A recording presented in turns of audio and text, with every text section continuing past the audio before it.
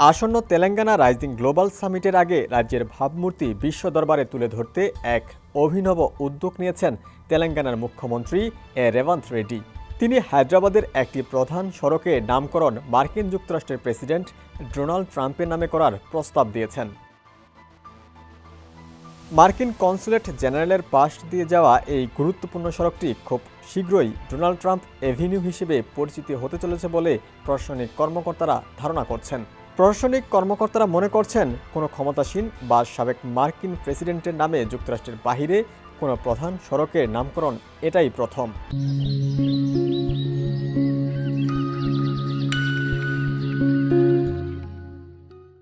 মুখ্যমন্ত্রী রেড্ডি এই উদ্যোগের পক্ষে যুক্তি দিয়ে বলেন, বিশ্বজুড়ে প্রভাবশালী ব্যক্তিত্ব এবং বৃহৎ কর্পোরেশনগুলোর নামে রাস্তার নামকরণ দ্বৈত উদ্দেশ্য সাধন করবে। এটি একদিকে যেমন তাদের প্রতি উপযুক্ত শ্রদ্ধা জানানো হবে, তেমনি সাধারণ মানুষের কাছে অনুপ্রেরণার উৎস হবে এবং হায়দ্রাবাদকে বিশ্ব দরবারে এক উচ্চতর স্থানে পৌঁছে দেবে। তবে মুখ্যমন্ত্রীর এই সিদ্ধান্ত তীব্র প্রতিক্রিয়া জানিয়েছে কেন্দ্রীয় মন্ত্রী এবং বিজেপি নেতা বন্ডি সঞ্জয় কুমার। তিনি রেড্ডির সমালোচনা করে বলেন, হায়দ্রাবাদের নাম পরিবর্তন করে ভাগ্যনগরে ফিরিয়ে আনা উচিত।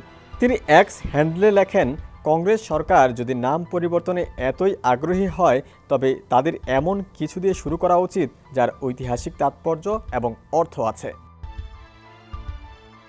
সঞ্জয় কুমারের অভিযোগ, রেভান্ত রেড্ডি যারা ট্রেন্ডিং শুধু তাদের নামেই জায়গার নামকরণ করছেন। তার দাবি, শুধু বিজেপি সরকারের মধ্যে এ নিয়ে প্রশ্ন তুলছে এবং সাধারণ মানুষের প্রকৃত সমস্যা নিয়ে লড়ছে। টেক্সট রিপোর্ট, সমকাল।